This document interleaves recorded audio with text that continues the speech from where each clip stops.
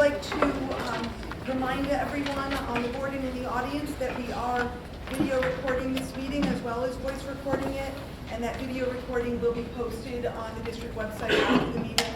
And to board members, as you speak during the meeting, please remember to speak loudly enough so that you can be heard. At this time, I would like to request nominations for chair of the board. I nominate Will Spike to second.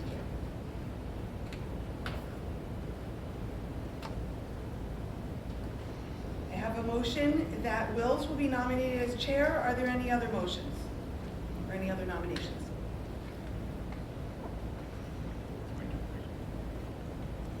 Any other nominations? All right, the nominations are closed. We have a motion that Wills will be nominated as chair. There is a legal requirement this be a verbal roll call vote, and everyone's votes will be recorded, so our recording secretary will do a roll call. Erica Strebel. Aye. Bonnie Bacon, Yes. Lisa Terry, Yes. Carol Burgess, Yes. Robert Mitchell, Yes. Bill Spike, Yes. Tina Grove, Yes. Tim Shanahan, Yep. Yes. and Donna Funk. Yes. Congratulations, Wills. I will turn this over to you, and you can go forward with the nominations for secretary. Okay. I'm fine. Just lost my voice last night for some reason. Okay. I would like to request nominations for secretary of the board. I nominate Robert Mitchell. I second. Okay, there's a nomination and a seconded. Is there any other nominations for secretary of the board? Any other nominations for secretary of the board? One more time. Any other nominations for secretary of the board? Hearing none. Roll call vote, please. Erica Strebel, Yes. Bonnie Bacon, Yes. Lisa Terry, Yes. Carol Burgess, Yes. Robert Mitchell, Yes. Will Spike, Yes. Tina Grove, Yes. Tim Shanahan, Yes. and Donna Funk. Yes.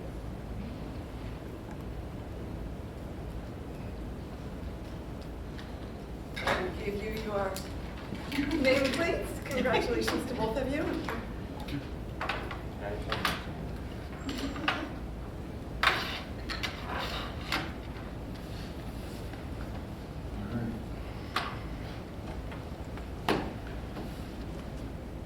Let me start by saying thank you to the board for your confidence in my leadership and direction of the board. I think it's a fantastic team. I brag about us every chance I can in the town of Montville. You're a team of 9, not 1. Okay, alterations to the agenda. I do have one. We're going to add executive session after agenda item 14 to discuss contract negotiations. So that will be 15, yeah. That will be 15, and then we're going to move item 7C, consideration and action to approve the Montville Educators Association contract for September 1st, 2024 through August 31st, 2027, as recommended by the negotiating committee to the end of the agenda after the executive session, making it agenda item 16.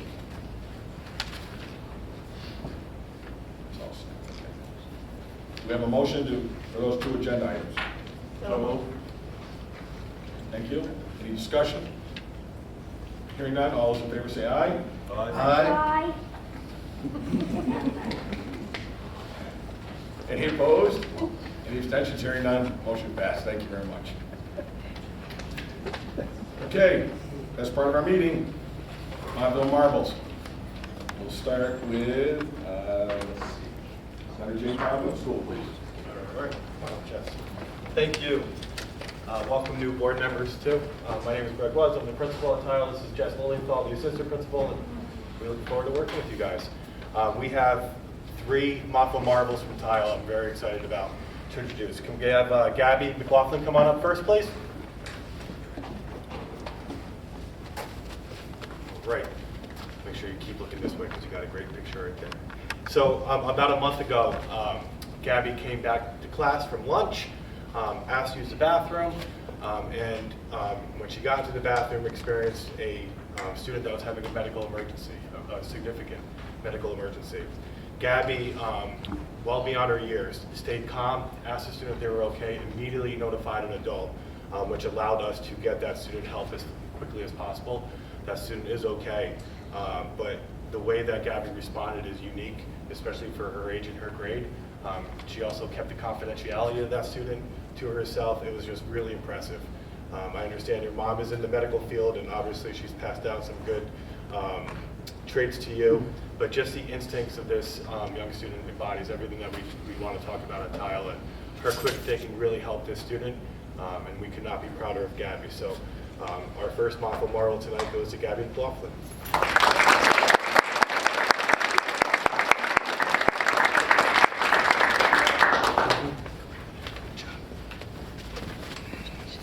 Next, Ms. Sharon Brown.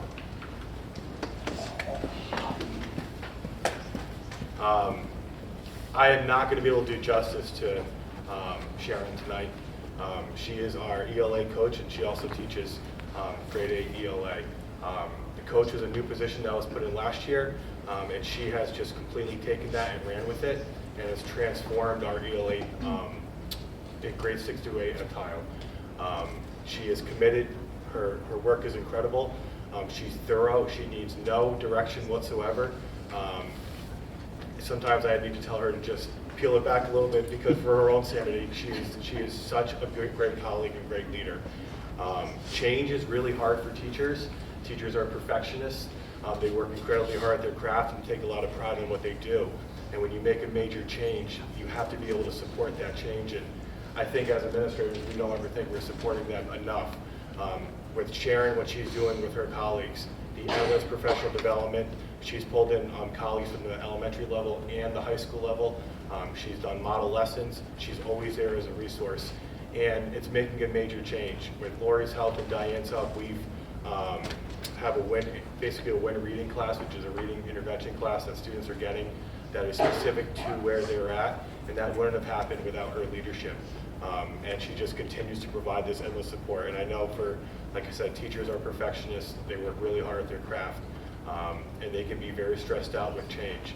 And Sharon is that calm, constant reinforcement, and we couldn't do the job without her. So she is so deserving of this, and we're so appreciative of all of her work. So second Moffat Marvel, very deserved to Sharon Brown.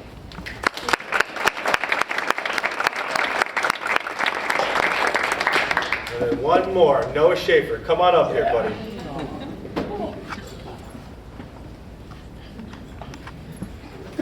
Where'd you go? Noah. Noah is a grade 8 student at Tile. We are just every day soaking in our days with him that we have left before he goes to high school. He is a model of positivity. He is just a tremendous student, always with a smile on his face. Loves being in school, and nothing phases him. He's just, he loves being there. Miss Travis is here tonight. Miss Atkinson is here tonight, who works with Noah. They are incredible. This year, Noah has stepped up. Why don't you tell the board what your official title is at Tile? My official title is I am assistant. And my job is to make sure that everybody's in class first. If they did get in class at time, they will be marked late, so I decided to help Mr. Gwutz. Thank you. Thank you. So Noah and I, we take time, we walk the hallways, we make sure students are in the class, and we provide a lot of reinforcement for that. But he's a light. He's the reason why we come to work every day. And we have the Moffat Marvel certificate, but we also made something special for you, okay? This is for your desk, Miss Travis. You're gonna have to approve this. I know I didn't talk to you about it before. But this is for Noah's desk. His official title, Co-Principal Middle School, Tile Middle School. Okay?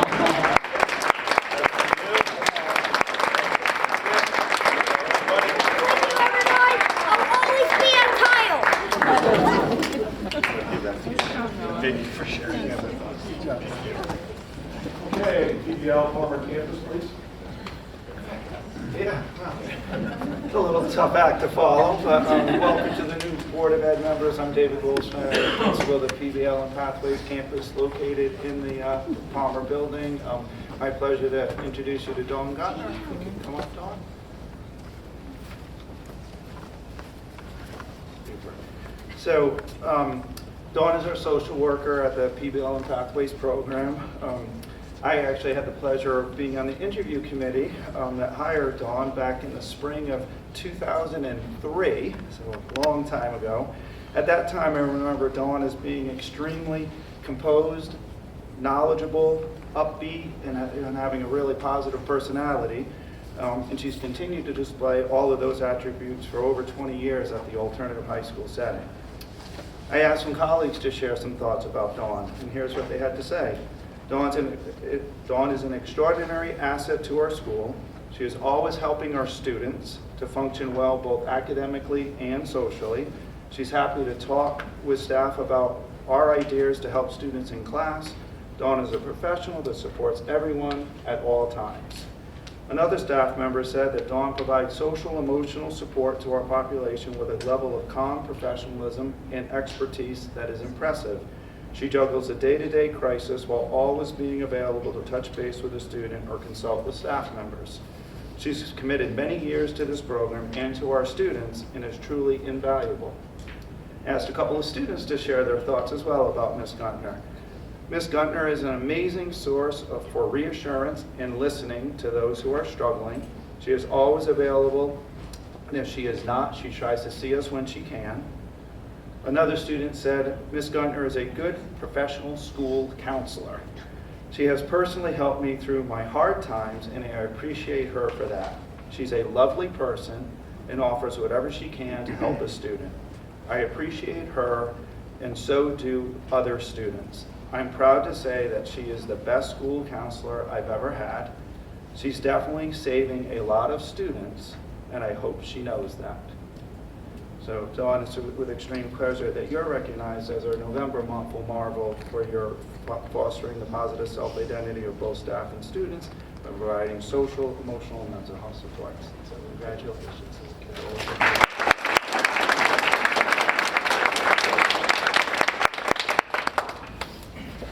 Montville High School, please. Okay. Before I begin, I just want to congratulate and welcome the new members of the Board of Education. We look forward to working with you. I'm going to quickly introduce the administrative team at Montville High School, the Assistant Principal, Ken Danowitz, Program Leader for Special Education, Amanda Brown, and Athletic Director, Tim Dilway. Without further ado, I'm going to start with Mike McGovern, our school social worker. We are recognizing Mike McGovern tonight as a Montville Marvel. Mike goes above and beyond for our students on a daily basis. Mike, I would say, is the most sought-after adult in our building. He meets with students before, during, and after school. Mike also completes numerous home visits for some of our students that are struggling to attend school on a daily basis. Mike also serves on our school attendance team, where he provides our students and their families with countless resources that they can implement to improve their school attendance. Most recently, though, Mike was able to provide us with valuable information that was intricate in helping the Montville Police Department locate two of our missing students a few weeks ago. Mike sacrificed a portion of his Sunday to take a phone call from me to try to just talk to him about two of our students that went missing. I was able to relay that information to the police, and that was vital to us, or them, locating our two students. In addition to that, on 2 occasions last week, Mike extended his day to support two students in crisis. And one of those days, I believe, was a Friday, where that situation did not end until after 5:30 p.m. So Mike gave up some of his time without any consideration for, without any ask for, compensation for losing some of his time. So Mike is an invaluable resource to our community and as a whole, and I could not imagine this place without him, and that's why he is our Montville Marvel.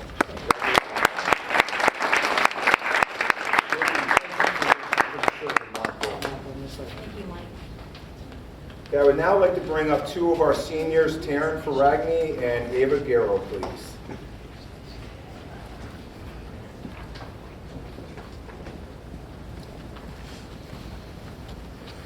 Okay, Montville High School would like to recognize both of these students for their extraordinary efforts in boosting the school spirit and morale of this building. Aside from participating in extracurricular activities themselves, they have played the last 2 years a vital role in boosting the morale of this community as a whole. I believe it was the beginning of last year, both students approached myself and Mr. Danowitz with kind of a question and an ask. What can we do, or can we do some things to improve school spirit? We were, of course, let's do it. And they had a three-phased approach. First, they asked that they could run our afternoon announcements, where they took the opportunity to promote upcoming events and to acknowledge all of the accomplishments, all of the great things that our students have done on a daily basis. They've also created a social media account to promote upcoming activities and to set themes for some of our various athletic events. Some of the themes to date, and I'm probably missing some of them, was a neon day, a blackout, a whiteout, a pinkout, and USA themes. And there are plenty more out there. Both Taryn and Ava have already made arrangements to pass this responsibility off to an underclassman, so this work does continue after they graduate. At some point last week, both students approached me because they received a letter for this acknowledgement and thanked me for acknowledging them. And I said to both of them, and I'll say it to them again, it should be me who thanks you for the work you've done to kind of boost the morale of this community and to lift our spirits. And this is why they are Montville Marbles. Congratulations.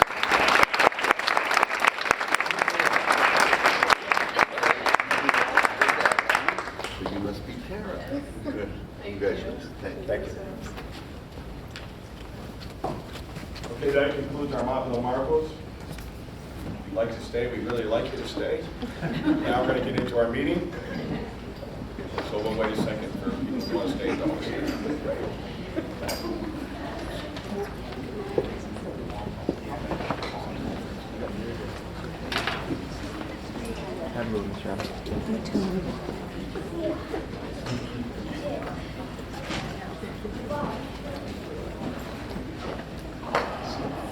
Thank you. Oh, check out my badge. We got on that. It's kind of big badge, but it's okay. They still think I'm the principal.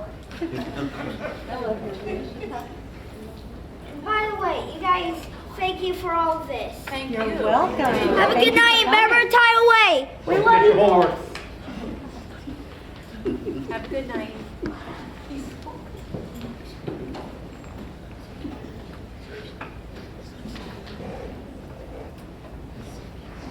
Yeah, how can you go wrong with that? Yeah. That's very lucky. That's really nice. We're very lucky. Really, really nice. Okay. The vision of a graduate implementation in connection to school and district next generation accountability of data.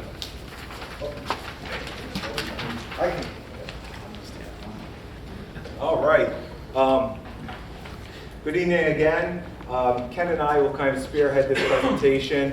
And, you know, I do have the tendency to ramble on and on, so at any time, please feel free to stop me and ask questions. There'll be a time at the end of the presentation to ask questions. But we're going to start by talking a little bit about NEAS, New England Associations of Schools and Colleges, and talk about their accreditation process. We participate in this accreditation process every 10 years, and the last time they came to visit us was the fall of 2018, which resulted in a list of commendations, things that we've done well, and then recommendations, things that they would like us to improve on before the next visit in 2028. In February 2020, the 2-year report was due. So we took this opportunity to address their recommendations and formulate a plan on how we're going to improve those before 2028. And in February 2020, submitted that plan. We were well on our way, things were looking good, and then as we know, what happened a month later was March 2020, the COVID shutdown. So that really kind of derailed our plans to improve these recommendations. And I think our main priority is how are we going to continue to provide education during the pandemic, and then when we come out of it, how are we going to re-engage our students, encourage them to or get them to attend school regularly, support their social emotional health, and so on and so forth, and compensate for some learning loss. So fast forward to February 2023, which was last February, where NEAS came knocking on my door and said, hey, you need to put that 5-year report in. How are you doing with those recommendations? And the panic button really set in on me. I'm like, whoa, we've been trying to dig ourselves out of the pandemic and trying to figure out how we're going to move forward. And luckily for me, there was actually a little glitch in the portal. So I was trying to complete the report the best I could, had a glitch, they extended me out to the summer. So as the dust settled last year, I was able to sit down. First thing I did this summer, or this past summer, was look at this report and figure out, did we work towards these recommendations, or has it all been kind of COVID recovery? And then I was very pleased to I guess, discover that we've done a ton of work around these recommendations, most specifically around the vision of the graduate. NEAS recently just released a new set of standards. They had 7, they dropped it down to 5, and standard number 1, or part of standard number 1, is on the board here. Basically, it talks about promoting shared values, responsibilities for achieving the school's vision. And I have 3 takeaways from standard number 1 that we really need to focus our efforts on. Have we, and are we continuing to include all stakeholders when we talk about, when we created the vision of the graduate, and when we talk about working on the vision of the graduate? Does this vision of our graduates, does that drive everything we do? And does the vision reinforce our commitment to diversity, equity, and inclusion? I hope that we can all answer yes after this presentation. That's kind of going to lead our presentation and talk and establish some of our talking points. Stakeholders. Okay, so just kind of quickly identify who the stakeholders are: students, parents, guardians, teachers, other school staff, and then community members. So we feel that throughout this process, and we'll kind of talk about this in more detail, that we have, when we created this vision of the document, or vision of the graduate document, and as we roll it out and as we continue to embed it in everything we do include all of these stakeholders. So going back to the summer of 2021, we had a unique opportunity. We were kind of coming out of the pandemic, and we were given the task of, what do we want school to look like? Do we want to go back to what we perceived as normal? And I think at then everyone was like, yes, please. But it was also providing us a unique opportunity to kind of look at what we've done, and is there room, and how can we adjust that moving forward with our student population? And it really began to start and spearhead our work when it came to the vision of the graduate. So we began to think about, what do we want our students to walk away from when they graduate Montville Public Schools? So we decided to seek that input. So we began to run surveys of all stakeholders, excuse me. We had informational Zoom sessions, and once we compiled all of that data, we met with John Costa, and he ran several curriculum retreats with various stakeholders to develop help us develop our vision of the graduate. And I know this is very difficult to see in this slide here, but this is everything that you've seen on our webpage. It's on the top of your agenda. It's just beginning to be promoted at all levels and everything we do. But we are basically saying that by the time a student graduates Montville Public Schools, they are effective communicators, information consumers, problem solvers, and independent learners, and they also possess the dispositions of empathy, perseverance, inclusiveness, and self-awareness. Now, we talk about, does it drive, does it align to what we do, does it drive everything we do? So I stole this slide from Lori's presentation, actually really 2 or 3 years ago. It really hasn't changed. Maybe our approach to addressing our goals within the districts maybe have changed or have, changed but this is our 3-tiered approach to our goals in Montville Public Schools: staff and student wellness, staff and student learning, and staff and student equity. For this presentation, we are going to focus mainly on the middle tier of staff and student learning, and by doing that and by focusing on that, we're going to provide and ensure that our staff and students are engaging in deep learning opportunities throughout this process. What does deep learning kind of look like? We believe, I'm sorry. Could you just go back? Could you speak to, in the staff and student learning section, what do you mean by reduced volume? Yep, so kind of thinking about our curriculum and, looking at the content and making sure that there's a balance between teaching and delivering the content that's associated with our curriculum, and also embedding the skills of problem solving, independent learner, information consumer, our skills as a graduate, ensuring that that is in place and not necessarily being overly consumed with the content, because we believe if they're strong in those skills, they'll be able to acquire that content. But we believe the pathway to deep learning is through the lesson plan. So the administration has worked very hard with teachers when we start to look at our lesson plans, and we want to ensure that the lesson plan has 3 main components.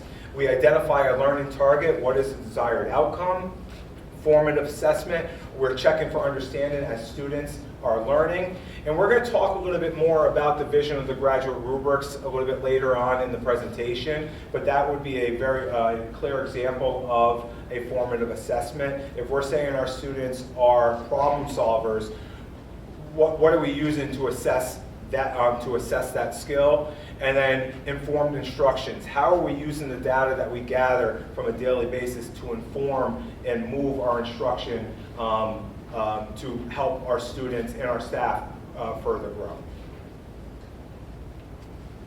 Strategies that we've implemented so far.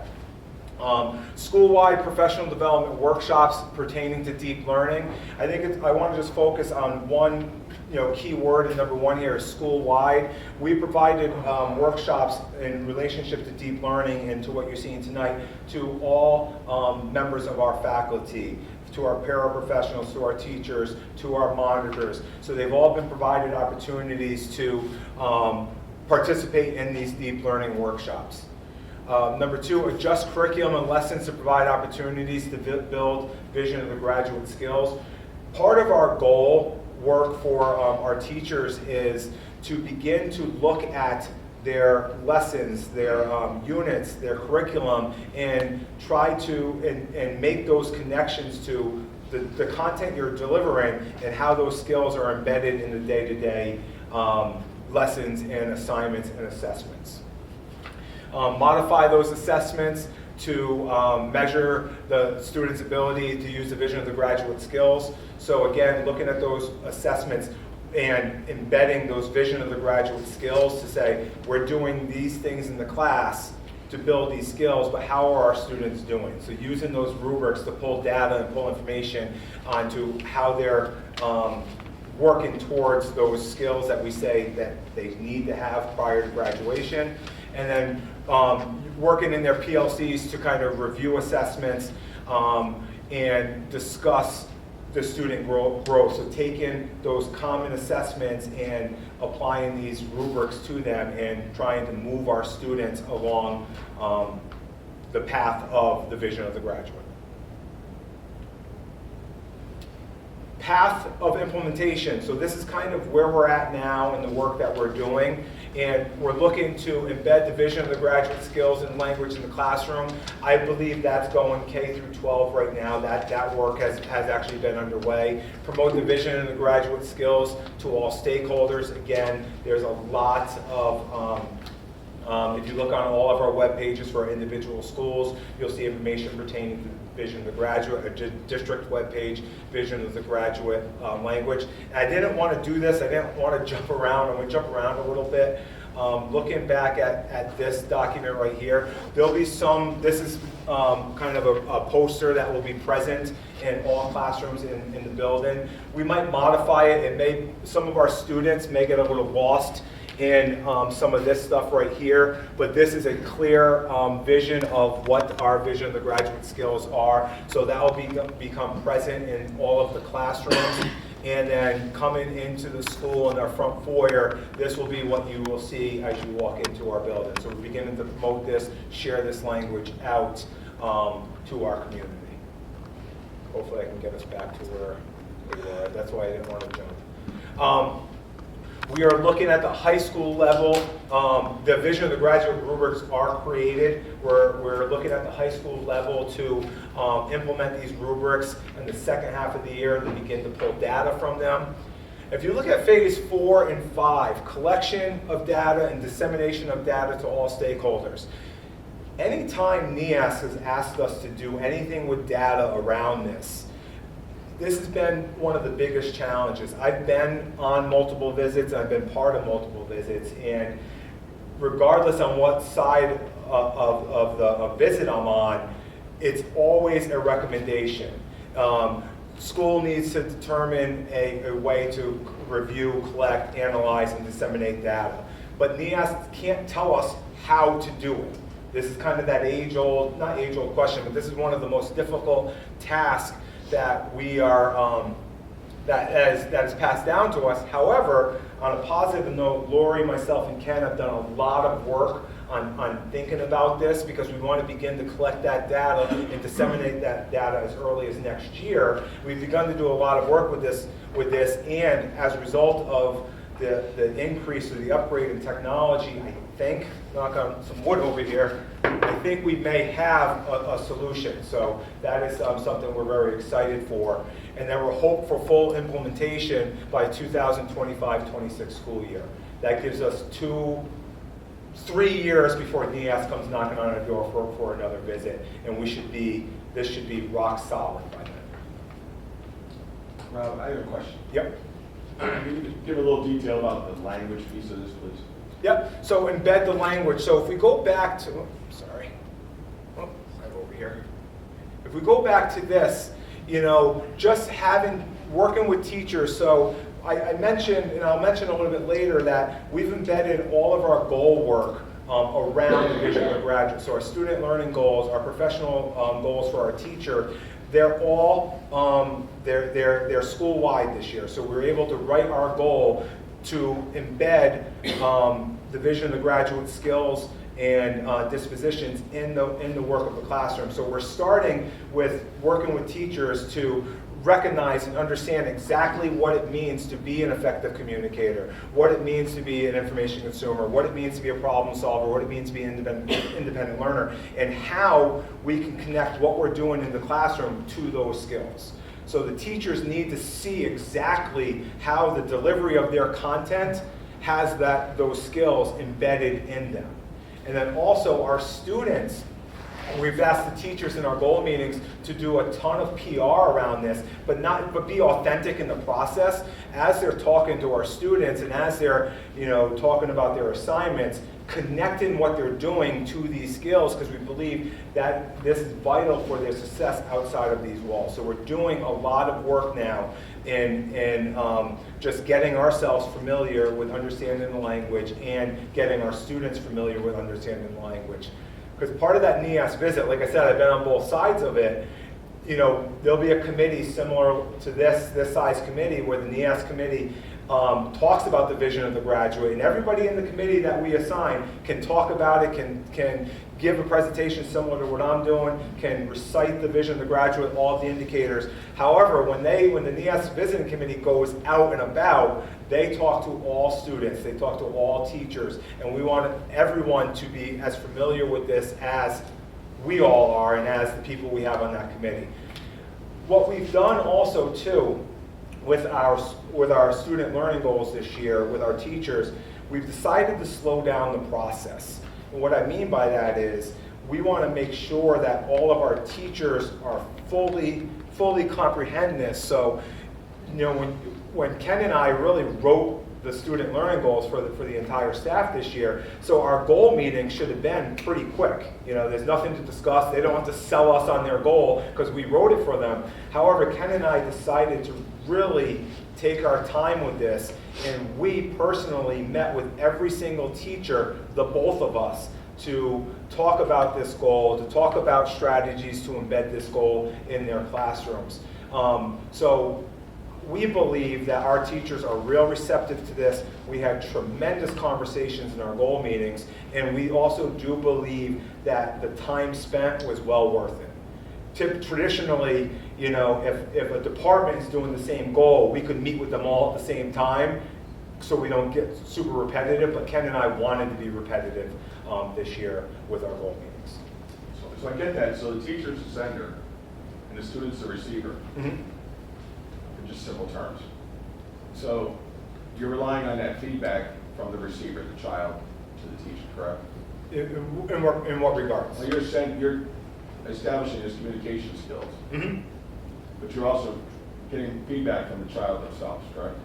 Yes, part of our process though, so if we take effective communicator, what the teacher, and this is going to be, regardless of content, every teacher can use all 4 of these rubrics to pull that data to assess their students in each one of these skills. So part of the work that the teachers really need to do is make sure that and it's happening, because prior to this year, we were able to identify these skills when we went into observations, when we looked at student work, when we looked at lessons.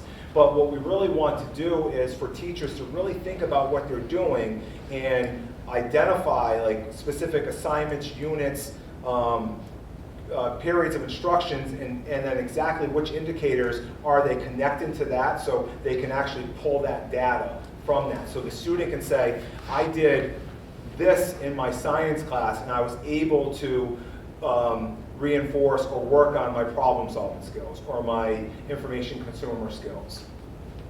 But if you go back to the phases, I'll go back to the phases. So like right now we are around, we're between 3 and 4. So 3 is where the students are going to give us, the input on what they understand about the different skills. But we felt it was important as a staff, right, is we needed to understand the language, right? So the 4 skills and really what they mean. And now we're getting those out to the students. We're not there yet with them giving us back the information because we want to slowly phase this in. What's the plan on receiving feedback? Well, that's when we're going to get the rubrics out, so that's phase 3. Yep, so we've done our goal meetings, so the first half of the year. Right. Yep, so we have the next deep learning workshop that we will present to our staff through a faculty meeting and professional development will begin to implement and roll out these rubrics. So what we've done with embedding the skills and the language in the classroom, we need to do that same work and that same process with the rubrics. Teachers haven't seen the rubrics yet, so we didn't want to bombard them and give them all of this at once and then them get lost in the language. Thank you. Yep. I have a question though. Are these assessments based on the individual student's understanding, or is it based on a level of standard for the class? Does that make sense? It should be specific to the student. To the student. Yep. So you're measuring that they understand all of the language based on their experience, what they're getting out of the learning? Correct. Yeah, correct. Yep. Okay, we touched on this, but this is kind of some of the language, and we have a clip later on in the presentation that is an actual clip of our goal form, but this is our student learning goals for 2024. It really talks about aligning our lessons and assessment to the vision of the graduate, and how do we know teachers and students or teachers are successful is, are they able to pull data using the vision of the graduate rubric? So at the end of the year, we will know every teacher knows the language, can create a lesson plan with these skills embedded in them, and then can pull data and assess their students on these skills. We will be there at the end of the year. That is our goal.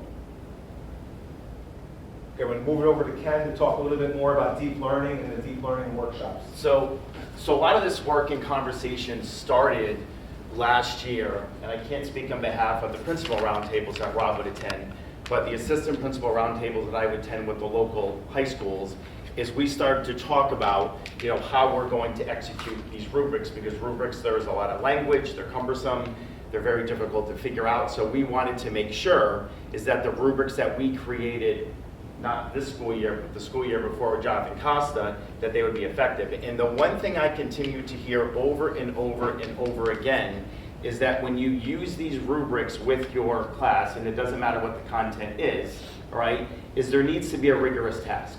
So I'm just gonna pick, so I'm gonna go old school a little bit, like a history lesson, okay? And if you have the teacher lecturing for 45 minutes, and if it's a 45-minute class, is you're not gonna be able to effectively use the rubric, because it's probably just going to be more of a communicator, because they're just gonna be using their active listening skills.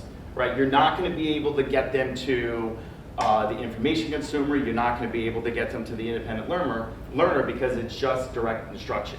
So one of the things that I wanted to do, or we wanted to do before, and we did this on purpose, and for some of them it was a struggle not to see the rubric from day one. But when we met on August 29th, that was the first day for our deep learning workshop, is I made it a point to them is that I'm not going to give you the rubric till later on in the year, because I don't want to make this one more thing, okay? We want to make sure that they can use this rubric on what they do on a daily basis, okay? So, if you recall what I just said before, you really need a rigorous task, right? And what rigor is, and I'll get to this soon, is that you want to find sort of a balance between challenging for the student, but you don't want to frustrate them, and you sort of want to get in the middle. So I love this educational question, which comes first, not the chicken or the egg, but which comes first, relationships, engagement, or rigor, okay? And some teachers will say, is that I cannot get to this, right? Because we need this in order to effectively use the rubrics, okay? But I can't get to this until I build a relationship with my students, so they have to trust me. They don't need to like me, right? But they need to trust me and respect me, okay? Or if I create an engaging task, and I think, I was watching a science teacher today in the lab, and it was very engaging. And if you have the ability to create those engaging tasks in your classrooms, they develop the relationships. So people go back and forth with this. Or teachers will say that if I create rigor in all of my lessons and try to get between the middle of challenging and frustrating, or frustrating and challenging, okay? If I can do this first, I'll develop the relationships, and then they will be engaged, okay? So when I did this with the staff, okay, there was a variety of answers. I think most of them started with the relationship piece, right? But there was some conversation and debate about the engagement comes first, then it develops the relationships, and then the rigor can come. But again, I put this slide up here just because through our conversations last year at AP Roundtables and other administrators I was talking to over the summer, is they said the rubrics will not be effective, and you won't be able to get the data you want to see how your students are doing with these 4 skills unless you have a rigorous task. All right, so, I kind of define what rigor already is, right? I did make a couple of notes here so I wouldn't forget. But it's a fine line between challenging and frustrating. How do you know? And I asked the teachers this question this was our September 28th PD, is how do you know if your lessons are rigorous? If you were to walk into a classroom, what evidence would indicate the task is rigorous? And we gave them time to actually go and talk about that, all right? But really what a rigorous lesson comes down to, okay, because we had to revisit some of our work with Jonathan Costa before the pandemic, And I had to revisit the work because I wasn't here for Jonathan Costas. So I had to understand, without having him in front of me, what he actually said to our staff, okay? But in order to create a rigorous task or a lesson, is you need the 3 types of learning. And it doesn't need to be in this order, okay? And as I describe the 3 types of learning, they naturally sort of fit into our vision of the graduate skills, right? So surface learning is vocabulary, outlining, train your working memory, right? Very direct instruction. So I'm going to go back to that history lesson, okay? Deep learning, all right? Self-monitoring, evaluation, and problem solving. Again, you're hearing the word problem solving, which is one of our vision of the graduate skills. And then our transfer learning is really being able to analyze and evaluate and use other people's feedback to reevaluate what I'm doing to see if I can make improvements, all right?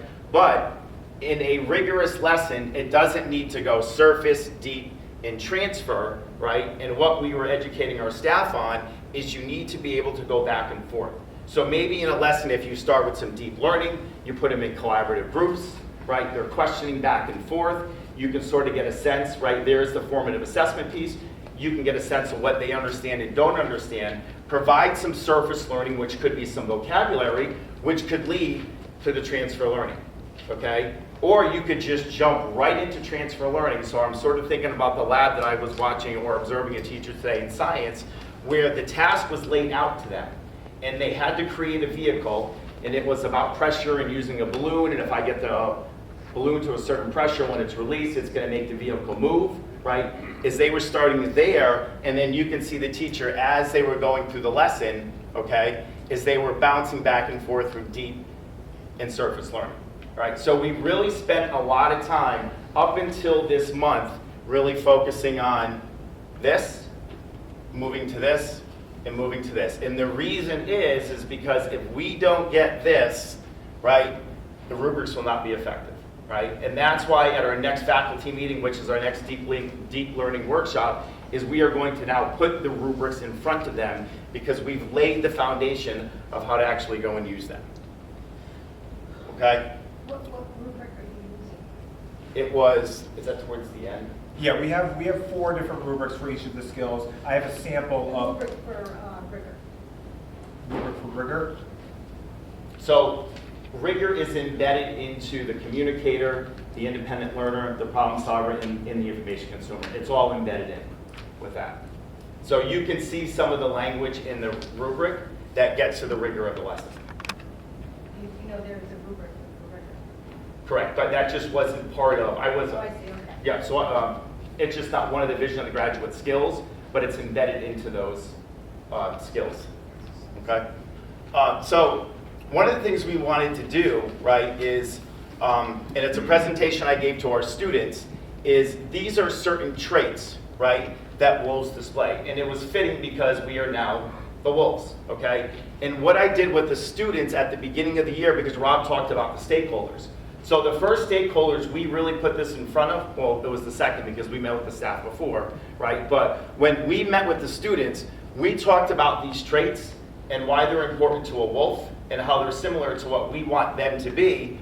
But we, and I'll go back to that, we connected them to our vision of the graduate skills, okay? Because really the message that I gave to our students, and which was, you know, the second stakeholder we talked to after our staff, is we want them to understand that work ethic matters, right? At the high school level, it's performance-based, it's connected to your grades, it's connected to the credits, but we all can agree we're sitting here today and we're successful at what we do because we exhibit a strong work ethic, right? And that's a message we felt was important to get out to our students.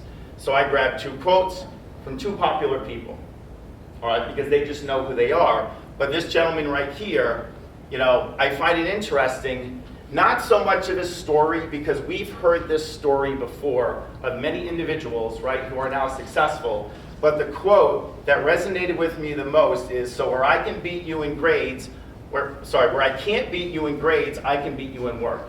And the message we were trying to get over to our students, right, is we are now the wolves, right, and wolves display these traits. These are traits that, you know, we want you to leave Montville High School with, just like our vision of the graduate skills, okay? So we talked about a couple people, who have displayed these traits in some form or another, okay? But then what we did is we connected them to the Vision of the Graduate Skills. So by the second or third day of school, right, we met with each grade, right, and we talked about how our wolf traits are connected to the Vision of the Graduate Skills. And here's an example. All right, the way of the wolf, leadership, right? So here's a communicator. That's one of our Vision of the Graduate Skills. Wolves rarely fight among themselves. They facilitate teamwork and collaborate within the pack to solicit and build on ideas of others towards a common goal, right?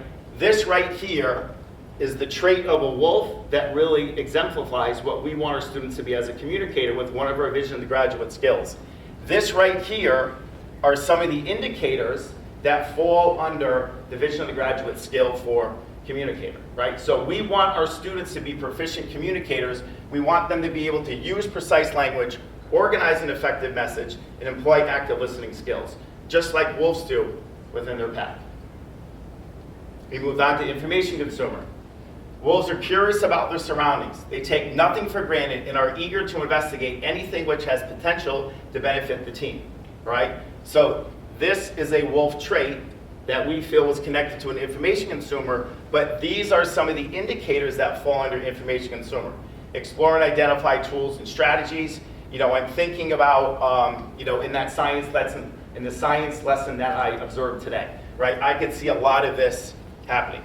Evaluate the context of the information for credibility and apply findings and draw conclusions, okay? Actually, I was in an English lesson today and a science lesson today, and I was able to see all of these in some capacity in the 45 minutes I was in class.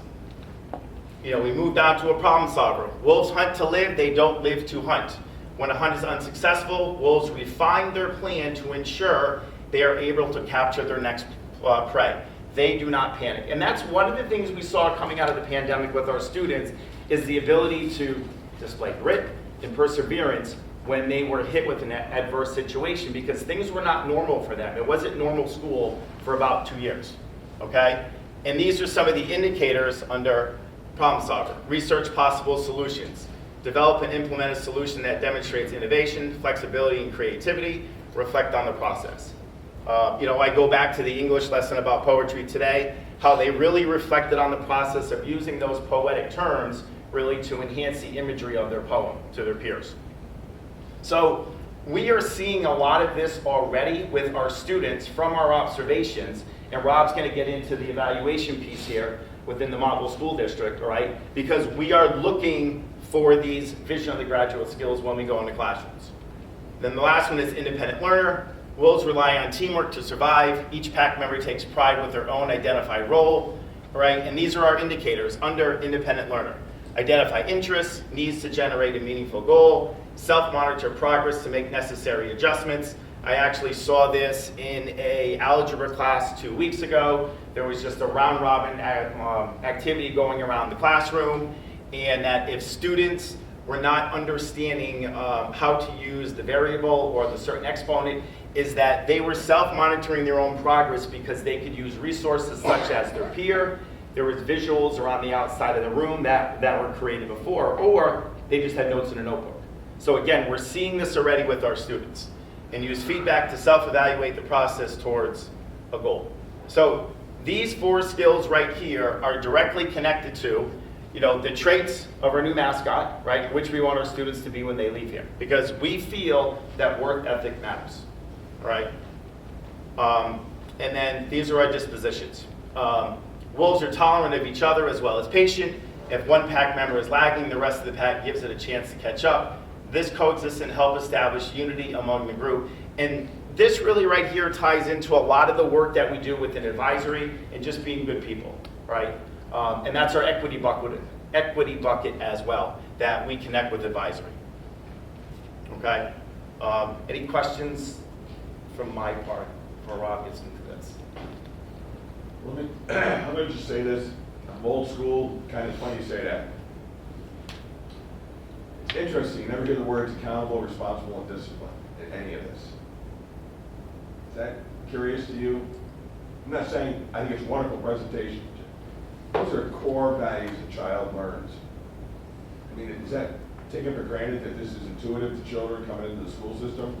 Or is this just, we make an assumption that this is happening naturally, whether at home or at school? I think there was one time, so I'm going to use myself as an example, is the traits right here.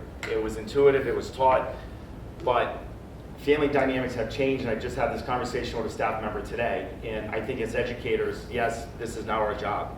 If I go back to, I don't know, 10, 15, 20 years ago, maybe it wasn't, but I just think where we are, and I'm going to use this community as an example, and the family dynamics are not the same, you know, when I grew up in this community. There's no judgment on anyone, it's just where we are, but I think this is where we are as educators now, and we have to teach these skills. I also think accountability and responsibility are a huge piece of the independent learner rubric because they hold themselves accountable, they take responsibility. So where those words are in the work that we're doing. Absolutely. All right, I'll wrap this up. This is just quickly showing a few connections, and then we'll open it up for more questions if need be. But alignment to the curriculum documents. This is kind of a template of our curriculum document K through 12.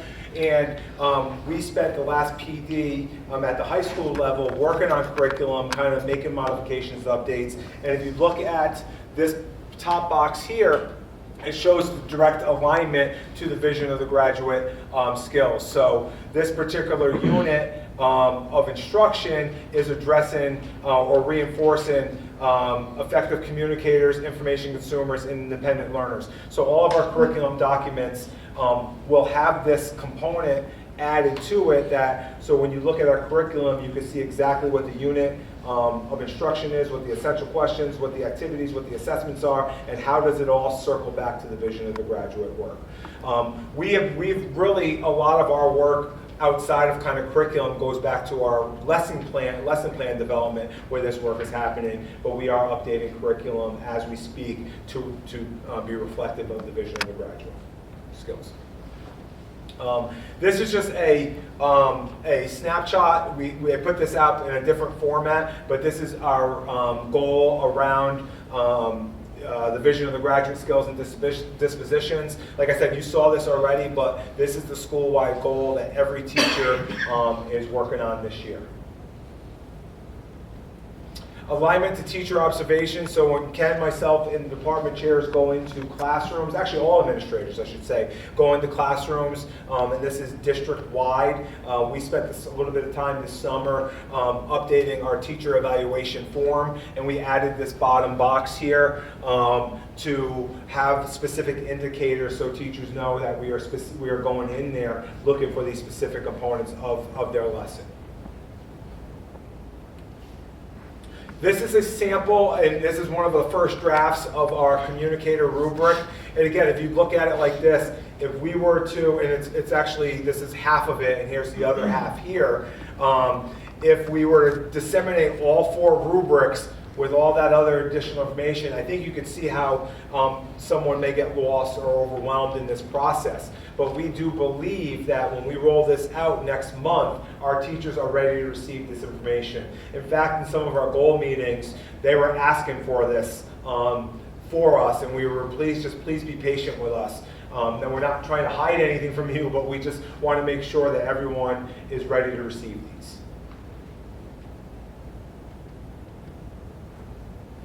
And then questions. Well, I know NIAS is a temperamental creature.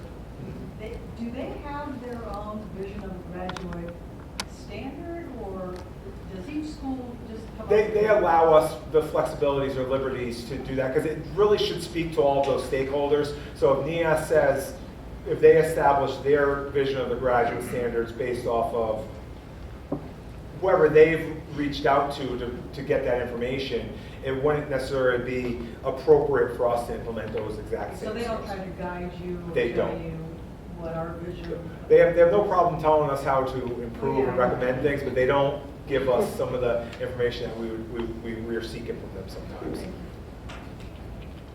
I have a question. Very nice presentation. Thank you.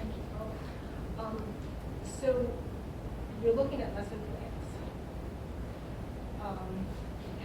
How often are you looking at those lesson plans to make sure everyone's doing exactly what you want to do? Because I know looking at lesson plans is quite a chore. It is.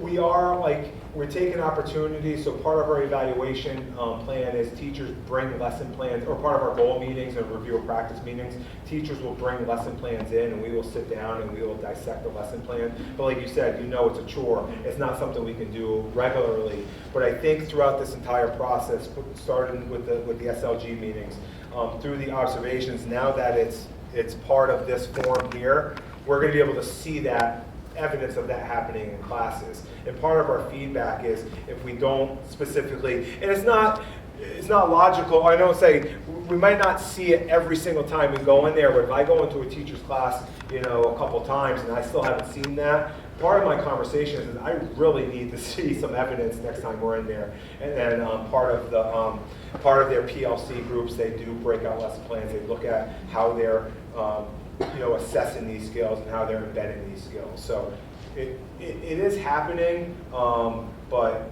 like you said, it is a quite extensive task. Now, will ES be looking at your SVAC scores? They don't, no, I don't believe they do too much with score, like standardized test data. And then my last question is the rigor. Again, because I spent 3 years working on that, and it's amazing when you go into a classroom and they think, this is of course the elementary level, they think they're doing rigor, but actually they're at a level 1 rather than a level 6. And I think that's the work we're doing with our department chairs and with Ken and I, part of these deep learning workshops that we put on for our staff. We are always looking to increase our rigor in what we provide for our students. And that's just, as you know, that's just work that we'll continue to do and continue to try to improve probably for as long as we're doing this. Yeah. Because that's probably one of the most important elements in lessons. Yep, I would agree. Any other board members have questions, comments? Very nice job. Thank you very much. Thank you. Rob, can you just Oh, yep, just, you want the clicker, or you want me, just you can point to me, or, I think I'm staying on the next, right there. okay. Just let me know when you want me to go. Okay. So we learned about our vision of a graduate, and our goal is that our high school graduates will be prepared for college and career readiness because they'll have the skills and dispositions that we talked about. The indicators on this next generation accountability report that you're looking at are embedded within our vision of a graduate. What I'm showing you here are the non-state assessment scores. We're going to talk about that at a later time. These are indicators that I will explain to you what each one is. Looking at that chart, you see the indicator. Next to that, the second and third column shows Montville Public Schools index rate for 2022 next to the state's average index rate for 2022. The next two columns show Montville Public Schools for 2023 and the state for 2023. The following one shows Montville's change, from 2022 to 2023, the state's change, and the final column shows Montville's performance compared to the state. All numbers in blue are positive indicators, better than the state, and the red is some work that we need to do. So when you look at the first two, chronic absenteeism, the first one's for all students, the second one is for our high need students. I have spoken to this board many times about chronic absenteeism. As you know, that is students who have missed 10% of the school year or more. It does not matter whether it's an excused absence or an unexcused absence. What it's saying is anytime you miss school, you're missing valuable instruction, and coming to school matters. So when you look at that information, you can see how we have done with all our students, and then they do break it down by our high need students, which would be our multilingual learners, our special education students, and our low income students. The next one, the third one down, is preparation for college and career readiness, and that's the percentage of students taking courses such as taking 2 courses in advanced placement or ECE, which would be our UConn college courses, 2 CTE courses, which would be in a career pathway or cluster, and 2 workplace experiences such as internships. That measure is important because we can't expect our students to be successful beyond high school if we're not giving them exposure to some courses. And there has been a lot of work done at the high school level to ensure students are taking career pathways of their choice as they include that and not just achievement on some tests. The following one, which is preparation for college and career readiness, the percentage passing exams. They are talking about the students in grades 11 and 12 who are achieving a benchmark data on the SAT, the ACT, advanced placement courses, or earning 3 or more college credits while they're attending high school. So again, this is talking about performance, where the previous indicator was talking about having access to college and career courses. The on track for high school graduation. This is the percentage of 9th graders earning at least 6 full year credits in their 9th grade year. So a student is considered on track if they earn all 6 credits, and we know how important 9th grade is to all students. It's an indicator of success in high school and graduation. And this is an indicator that the high school shares with the middle school, because the middle school is charged with getting the students ready to be successful in high school. I will say, when you look at that target going across to that, the high school by itself is at 92.6%. So keep in mind, some of these include Palmer and transition, and I'll talk about that more with the next indicator, with the 4-year graduation, all students. This is the percentage of first-time 9th graders who graduate with a regular high school diploma in 4 years or less. This data includes high school, Palmer, and transition students, and the high school by itself has a rate of 95.5%, but the rate you see on that chart includes all students who are 9th grade and above in the district. The 6-year graduation rate includes our high needs students. As you know, not all students are ready to graduate after 4 years. Some need more time.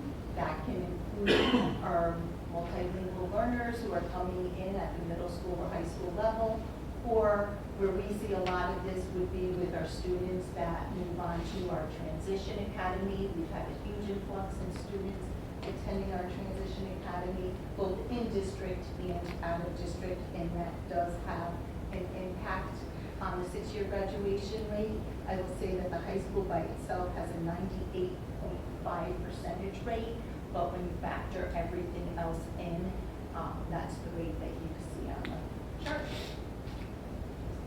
Post-secondary entrance, this is the percentage of the graduating class who enrolled in a 2 or 4-year post-secondary institution anytime during their first year after graduation. This is a challenge because what we know is not every student leaves our high school going to college. Some choose to go into the workforce, and we know that many do. And at this time, there's not a way to measure that, so it does impact what you see on that board. The high school rate by itself, so that you know, has a 69% rate for the 2023 year. Physical fitness is the percentage of students meeting or exceeding the health fitness zone standard in all 4 areas of the Connecticut physical fitness assessment, and that's for grades K through 12. We assess, and specifically in grades 4, 6, 8, and the state now allows us to assess anytime in the 9 through 12 grades, as long as it's done at one point in time. And lastly, the arts access. This is the percentage of students in grade 9 through 12 participating in at least one dance, theater, music, arts course in the school year. And that's because a well-rounded comprehensive education would give our students access to the arts. So I know I went through that really fast, but are there any questions on that?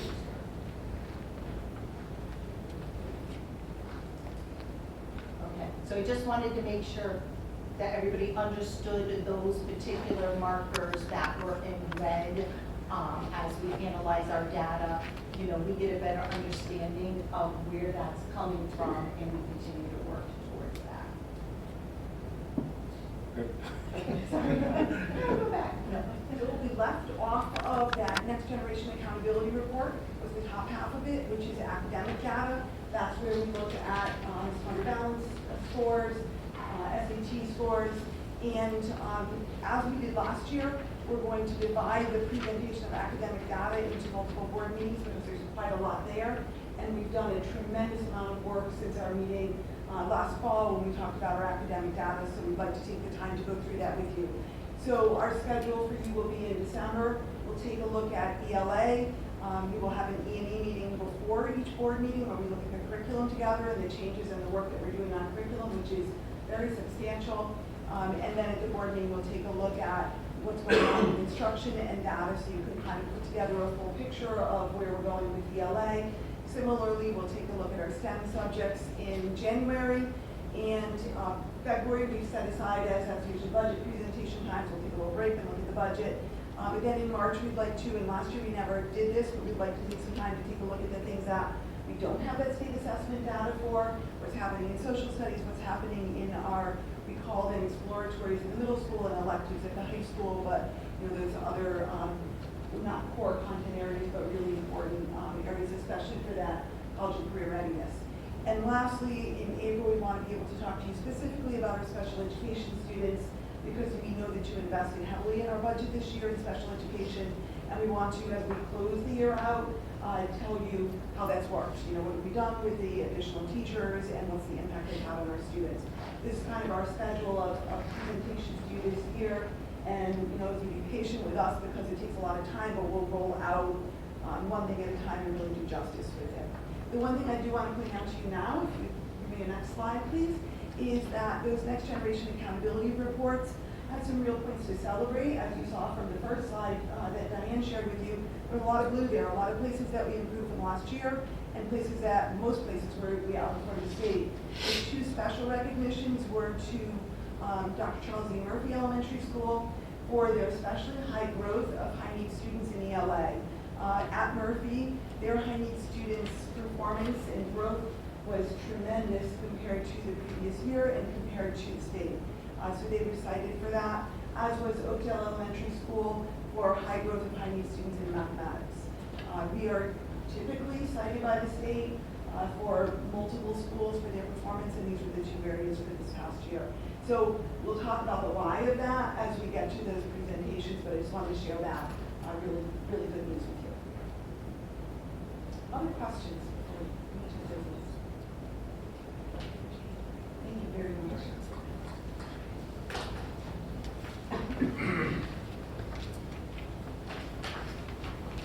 Okay, the board welcomes public comments at board meetings. If you speak, please clearly state your first and last name and your address so we can reach out to you after the board meeting. Please try to limit your comments to 3 minutes. The board's protocol is that they do not respond to citizens' comments at the meeting. They do, however, listen carefully, follow up after the meeting as appropriate. Your comments may lead to further dialogue at a future board or subcommittee meeting, or follow-up phone call from a district administrator for more information. That said, are there any citizens' comments regarding agenda items? Are there there any citizens' comments regarding agenda items only? One more time, any citizens' comments regarding agenda items only? Hearing none. Okay, letters and communications. I have none. Q. Approval of the consent calendar. So move. Second. Any discussion?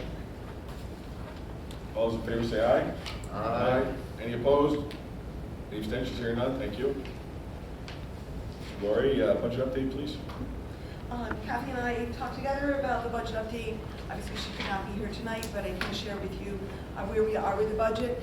First, our audit for the 22-23 budget is underway. We're working with the auditor. They now do most of that work remotely, which is a tremendous amount of work for us because they keep asking for materials and we send that to them. They anticipate being on site at the end of November, which is almost here, and hopefully they'll complete that work soon. In terms of 2023-2024 budgets and projections of where we are now, first, salaries. As of 11/11/23, we had, and this is kind of just bear with me as we go through this, 38 days of school out of, for our non-certified staff, 180 days. That means we've completed just about 20% of the school year.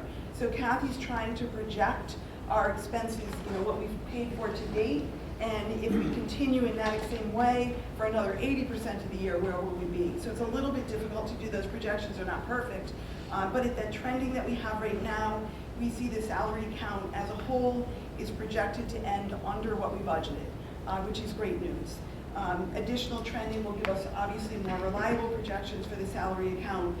The reason that we're seeing that we're under budget in salary is mainly due to late resignations and then the reduced cost of replacements for those. And in fact, in a couple of those, we have teachers who are being covered by substitutes. They're certified, they're fully capable of teaching the class, but their pay is obviously much less than the teachers are.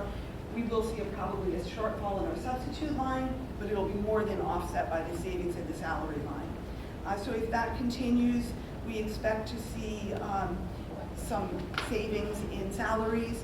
We do see a lot of movement in our staff, and that's typical. We've seen a change in our nursing staff. As we reported last month, a considerable change in our paraprofessional staff, behaviorists, and actually the bus drivers. Though we're still, every bus driver that we've lost, we've been able to replace. We're holding our own with that, but we've had some movement. All those things affect the salaries. In terms of our benefits, Kathy has not completed that projection yet. So next meeting, we'll take a look at where we are in terms of health insurance and also items that aren't encumbered but are benefits, including retiree insurance, Teamsters health insurance, and life and disability insurance. Tuitions, we've got good news, and this is the first time in 3 years that I've taught you about good news in tuitions. We haven't received all of the magnet school and VOAG bills yet, but based on what we have received in our projections, we think there'll be a small overage there, and we will be able to use that to offset our outplaced student, not so much tuition, because at the moment, we are holding our own with our budget for outplacements. So that's a great news compared to past years. Doesn't mean it couldn't change of who moves in or who's placed out, but right now we're doing well. We are experiencing a shortage in the cost for outsourced transportation.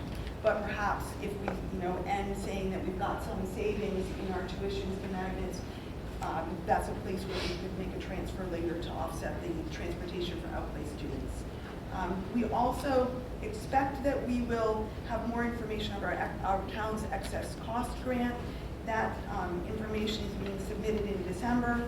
We'll see if there will be additional funds. Excess cost grant funds go to the town directly, not to the district. And for those that are new, that grant's provided by the state. It's intended to assist schools in extraordinary expenses for students. So students whose costs are more than 4.5 times the average student cost from the prior year, we get partial reimbursement for that additional cost. But that's an extreme cost, and we'll know what that amount is. That will go directly to the town, hopefully beginning of the year, beginning of the new year. In terms of our expenses for 2023-2024, we did purchase heating oil, diesel, and unleaded gas at fixed rates in October. We kind of are dragging our feet with that, looking for the best rates we could could possibly get and said, don't think they're gonna go lower, we're starting to see some trending up, so we locked those in with a purchase. We may need to purchase a little bit more, but we have purchased the majority of our fuel for the year. We did make a move to a mobile diesel efficient fuel for the bus garage. That is, for those who remember a disaster several years ago, a pre-treated fuel so that we don't have to worry about a winter additive or kerosene additive to our fuel. So that we're happy to be able to do. We are, as we roll over this budget, then looking towards developing our 24-25 budget. Kathy has already reached out to health and property insurance brokers to start to get those insurance numbers.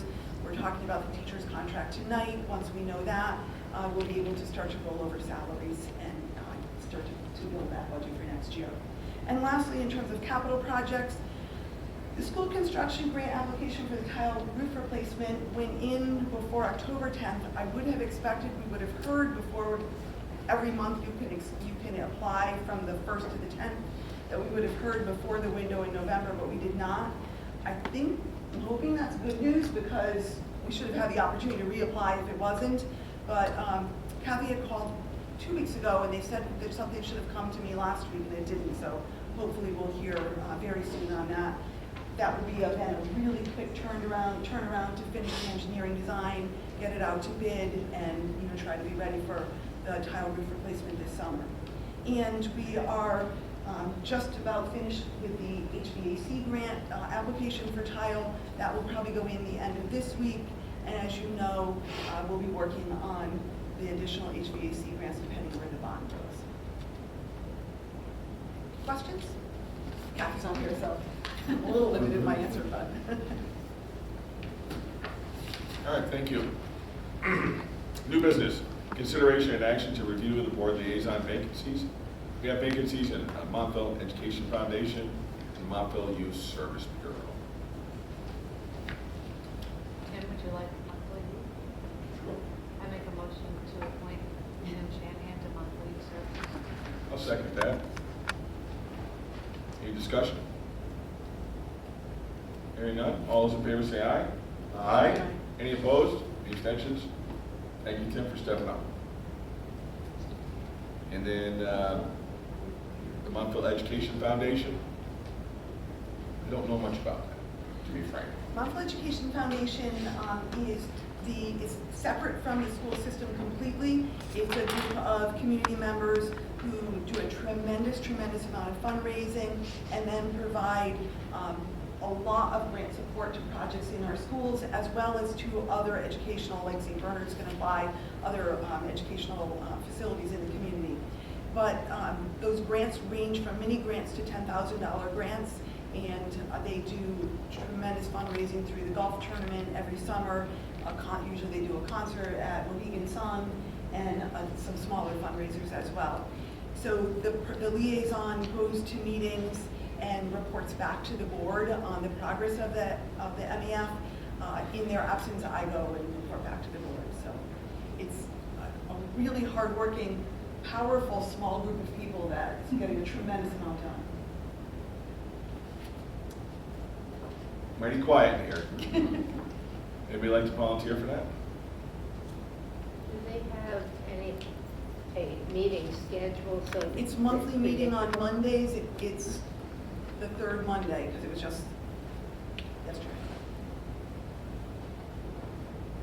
at 5:30 here. Well, thank you for stepping up, Carol. I was going to say, Carol, thank you. That was awesome. That was very kind of you.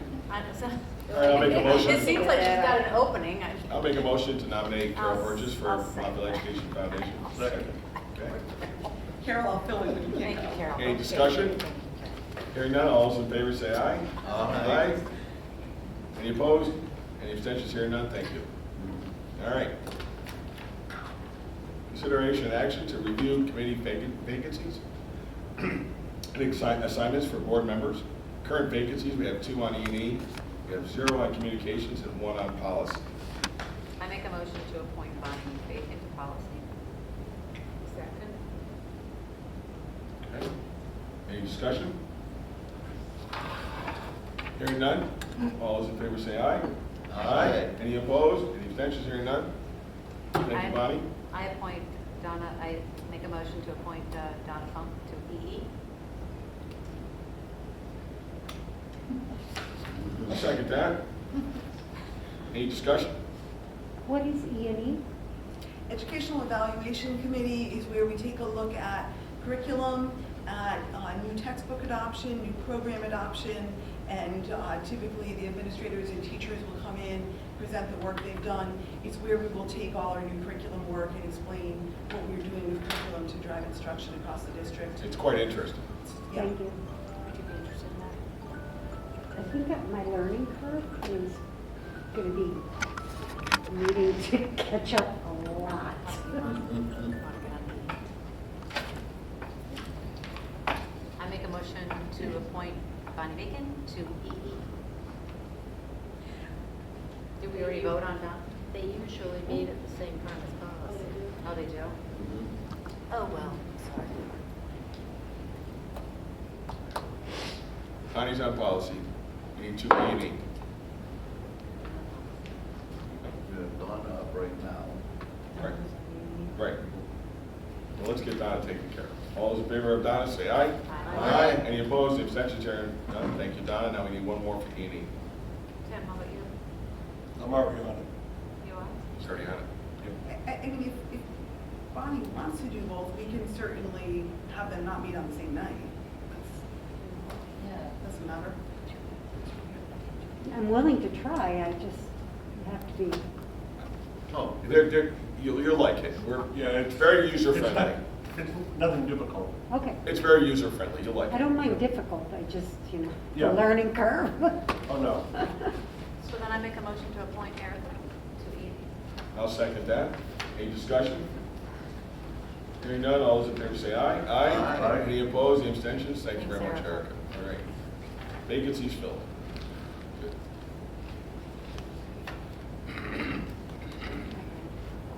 Consideration and action to approve and submit the 2022-2023 annual report to the mayor. So moved. Second. Any discussion? Lori?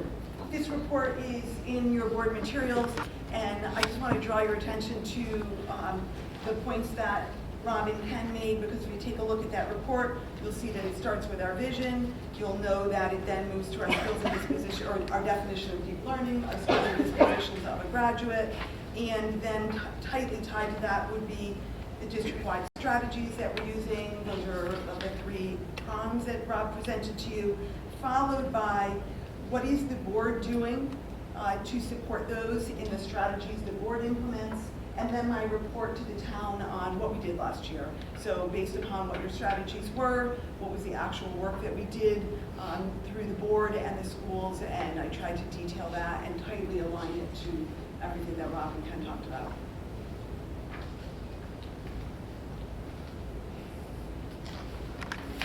Okay, any further discussion? Hearing none, all those in favor say aye. Aye. Any opposed? Any abstentions? Hearing none? Thank you. Review and possible approval of revisions to policy 5142.4, safety and security as recommended by the policy committee. Lori? This policy was brought to the policy committee, and they reviewed the reasons why we needed to make some changes. Were basically to be compliant with statutory changes. They required in statute that the policy and the MOU with the Montville Police Department include provisions regarding the SRO, specifically around the SRO's restraint of students, their use of firearms, their school-based arrests, and their reporting of investigations or behavioral interventions of challenging behaviors that rise to the level of violence or constitute a crime. So we added that information to the policy, and then we went over the MOU with the police department. Diane and I met with the chief and Lieutenant Radford and the SROs to go through each of the changes in the MOU that are relevant to this policy, and lastly to the form they would use for that required reporting.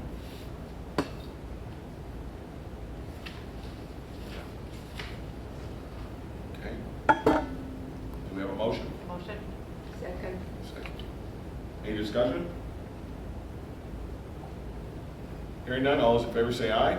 Aye. Any opposed? Any abstentions? Hearing none. Thank you. Consideration and action to assign board members to the CSEA, SEIU, Local 2001 Montville Paraprofessionals Chapter Negotiating Committees. I'd like to serve. How many people do we need? You can do one or two. Let's do two. Okay, Lisa, you'd like to do it? Yes, please. It's CSEA, it's a conflict. I'm a CSEA member. We What like did you say, Carol on our Carol? negotiations. What did you say? I am a member of CSEA, Oh. and since the CSEA local, it's a conflict of interest. As for am me. I. All right, we narrowed that down, so let's look around the room. And one is fine too. And what is mine too? I can't take on anything more. School board learn, my wife would kill me, literally.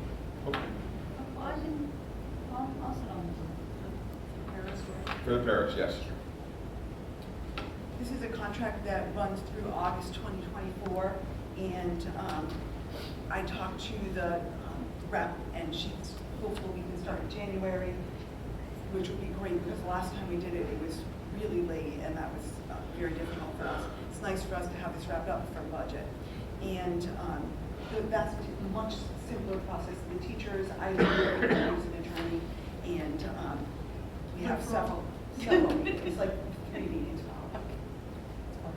Usually they're during the day, like at 3 or something like that, rather than. Perfect.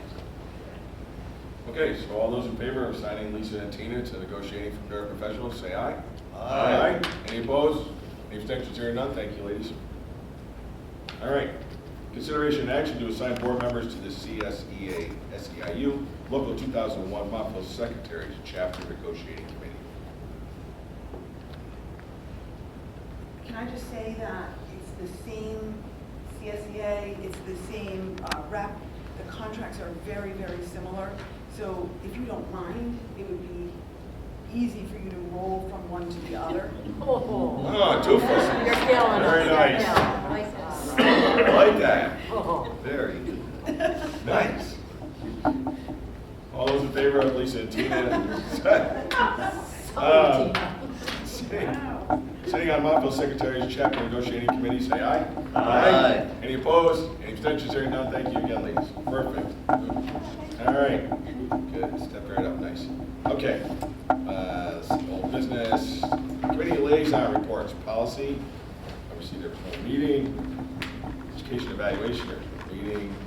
Communications committee, no meeting. Montville Education Foundation, no meeting. Learn. There was, actually. Oh, stand corrected. That was last night. That was a grant reading meeting. All the applications are in for the fall grants, and they did that last night. I got a couple emails with questions that make me quite hopeful that some of the grant applications will go through, and they'll be doing grant reveals in the next probably month. Nice. Is that it? Yep. Thank you. Learn. A couple of things are the student population in our Ocean Avenue Academy for special education students is now up to 68. We're authorized by the town of New London to have up to 80, but again, we've got a waiting list, but it's finding special education educators and paras and nurses that we need to be able to bring on each individual. Ocean Avenue Academy is a special education academy that is high needs, very high needs. So almost every student there has a one-on-one teacher or para or nurse while they're there at the Ocean Avenue. So, that makes it tough finding people, but I mean, it's growing. We're authorized 80. We're going back for the planning and zoning in the spring to see if we can get that authorized number up to the 100, which was the goal of opening the second floor of the academy. Other than that, we're still in the early planning stages for our calling it 51 Daniels Avenue in Waterford. It's going to be a infant and toddler program all the way up to the age, eventually be all the way up to the 4th grade. And again, it'll be a magnet, but it's, we've gotten a lot of interest from the Commissioner of Child and Families, Beth Dye, plus both of our representatives in this area, especially Kathleen McCarthy is working really hard in our, for our getting on that bid list, because we're going to need probably about 38 million from the state to be able to do this. Because we don't have taxing authority, and Learn doesn't answer to any, town council or anything like that. All of the money Learn gets either comes from the state through tuition reimbursement costs or from the tuition payments we get from the 18 towns in the district in our Learn catching area. So that's about it. If you guys got anything else, give you some more stuff. I mean, we heard an interesting presentation from Westbrook, then I'm sitting there thinking, really nice, but you have a high school class of freshmen coming in of 25. Yeah. So yes, Westbrook can have the ability to do some of the things that they're doing. Most districts can't, because they have the resources, to put it nicely. No poaching allowed. No. Okay, good. Can't have mouthful people. We got to keep our own here. All right. CAVE and NSBA, please. First thing, also later on the agenda, CAVE convention is coming up. The 17th and the 18th of this month. It's Friday and Saturday of this week. If you haven't registered, you need to get with Jen if you'd like to register. I highly recommend attending because there's always stuff that I learn. And it's a warm, welcoming group. People are very collaborative. And there's also usually, for those who have never been, a whole room full of vendors, which for me, I was like, there are vendors? There are. And it's interesting to see what different ones have to market to school systems. Are you going to bring us free stuff now? They could bring us some free stuff. There will Seriously, probably, they're there'll swag? probably be Like, They're swag. bring us some free stuff. Wow. there'll probably be plenty of pens. Oh, okay. There'll probably be plenty of pens available. But, and I expect when we walk in, somebody will give us some kind of a tote bag, but I'm not promising that. I can promise that it's a really educational and uplifting day, and I would, actually 2 days. And CAVE's Board of Directors will be meeting Saturday morning at, thank goodness, 7:30. The last time I saw it, it was 7. I was like, are you kidding me? Then, as you also see later on the agenda, new board orientation by CAVE, that'll be December 6th. Again, that's something you go through Lori, through Jen to get registered for. And again, I highly recommend it. They're really good at that stuff. The other thing that is coming up, there will be a state relations meeting at CAVE in Wethersfield on December 5th. And that is a meeting where we will be talking about what are CAVE's legislative priorities in this legislative session. So if people have thoughts about that, I will be going. If people have legislative priorities, please tell me so that I can bring those forward to that meeting. And that is all I have. If I could just interject for new board members, the by legislation, an orientation for new board members is required. You don't have to go to this one if you're not available on the 6th, but you do have to go to one. So if you can't make this one, we'll get you further dates. Thank you. Montville Youth Service Bureau. They met on last Thursday, the Youth Advisory Board, that is. Some of the things that youth services are doing, the afternoon program, they made cards and sent them to the 2 VA hospitals, thanking the veterans for their services. They're doing a basket raffle through the end of the month, $1 a ticket. They were out at all the polling stations. They were at Montville Farmers Market this past Saturday. Another aspect of them is the Youth Action Council, and they're very active because they're students of Montville High School and Tile, and they're planning a student survey of Tile and Montville High School students about social media, bullying, substance abuse, stress, and mental health. They're hoping to get that out before the Christmas vacation. Barbara helped them get a SOR grant, which is a state opioid response grant for $10,000.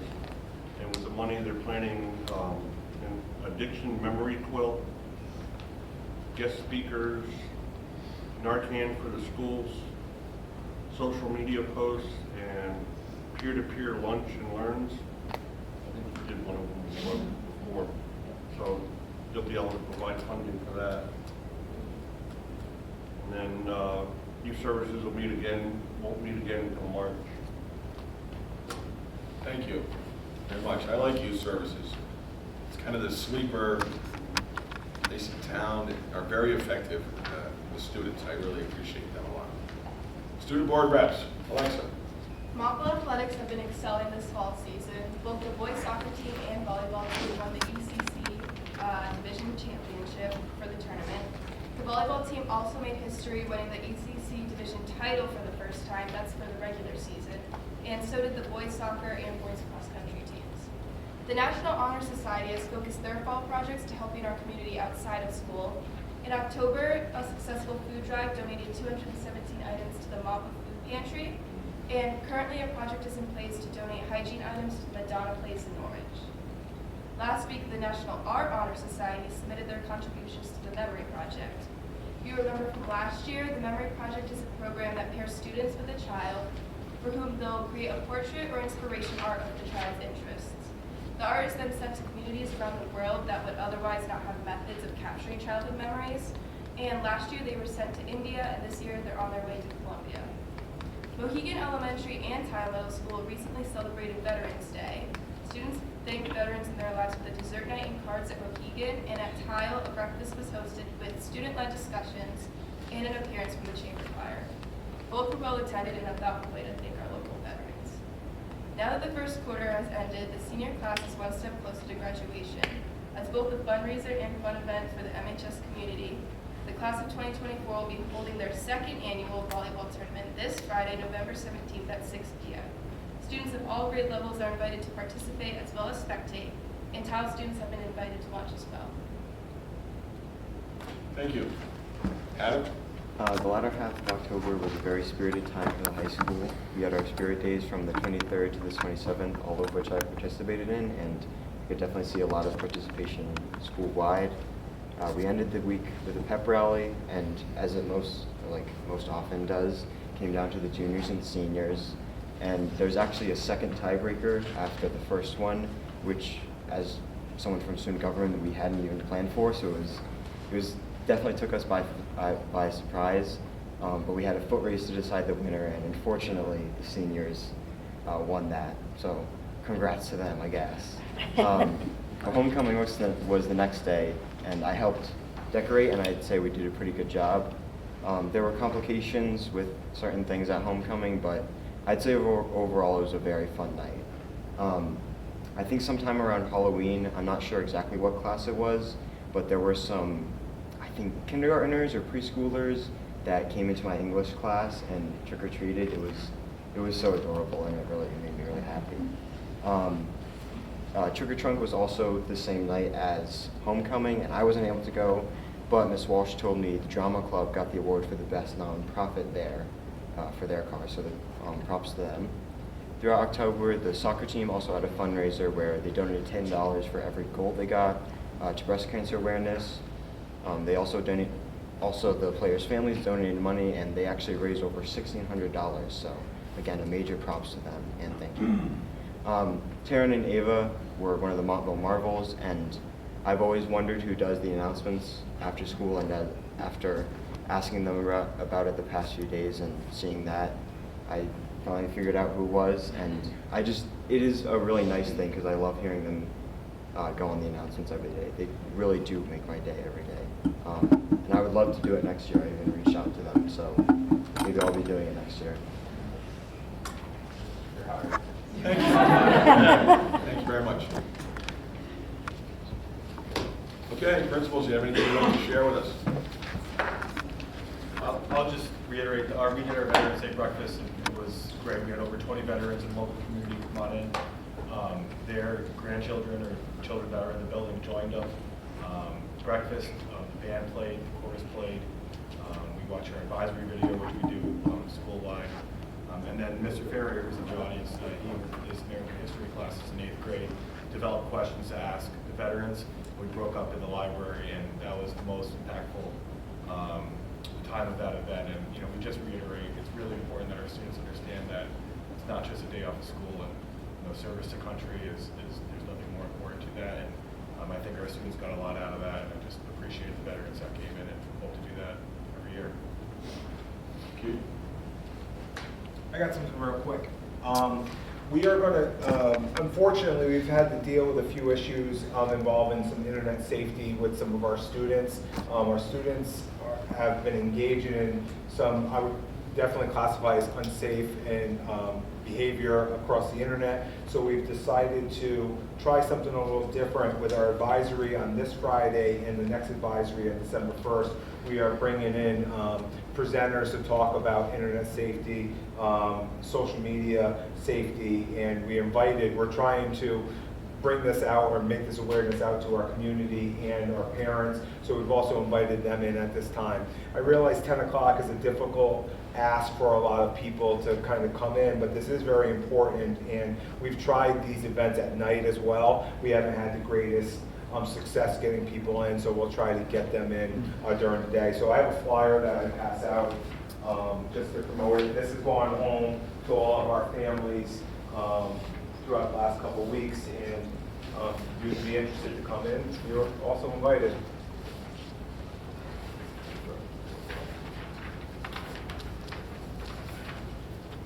Thank you. I think this is a really good idea. Some of this stuff is really scary. Yeah. I mean, you took the words out of my mouth. It's very scary, and unfortunately, our students are putting themselves in some very vulnerable situations. Just to be clear, this is not our devices, correct? Not our devices, no. Thank you. And Thank you. I don't say unfortunately, regardless of what it is, most of these things are happening like in the summer or during vacations, and they're kind of coming into the school environment, which we are responding to. Yeah, I was pretty sure that IT has it under control. Yes. It's really around social media and. Thank you. Next. Oh, okay, thank you very much.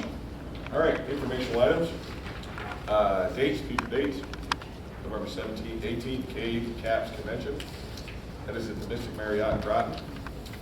December 6th, Cave New Board Member Orientation. If you're interested, please contact Jen LeMay. She will register you, as the superintendent said, if you're a new board member, you want to take it eventually.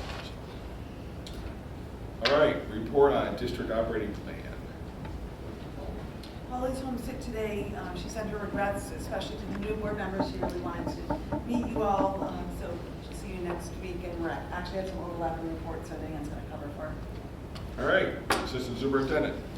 Okay, I want to begin by saying that I went to Tile, and Greg, you and Jessica did an amazing job with the Veterans Day. I have to tell you, once you get to know me, I cried over everything. But I was crying there too, because it was really touching and moving, and seeing the students interact with the veterans was really, really special. I also want to share that calculating the chronic absenteeism, I'm so excited to say that the month of October had our lowest chronic absenteeism rate since pre-pandemic. It was really encouraging and exciting. The schools have done amazing work as well as rebounding from the pandemic. We expected to see great improvement last year, and as we all know, we didn't really see it between, students still being out. Because remember, whether it's excused or not excused, it's all counted in that calculation, but the numbers are fabulous, so good job to the schools. And lastly, I just wanted to share a little bit of what we did on November 7th, which was our professional development day, because our students were at home, because our community was out voting for you for Board of Education. So we had a very busy day. All teachers were involved in curriculum work across the district.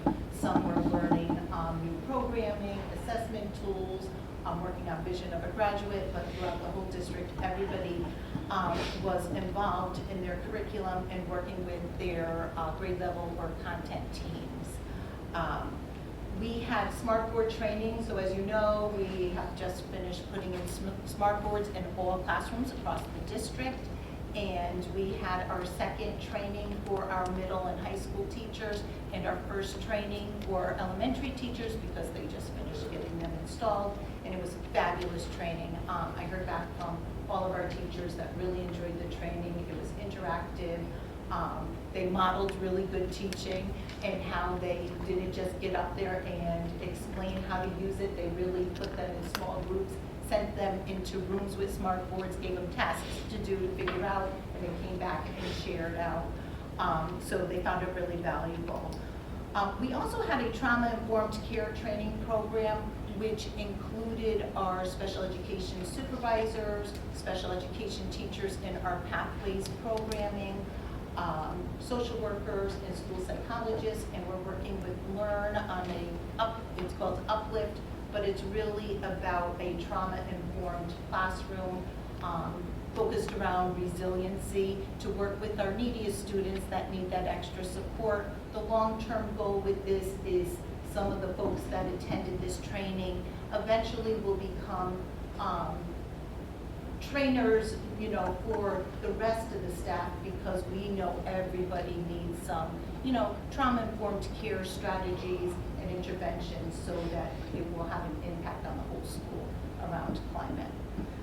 And finally, the Teacher Evaluation Committee met on this day as well to discuss the implementation of the new educator evaluation and support plan that is going into effect next school year.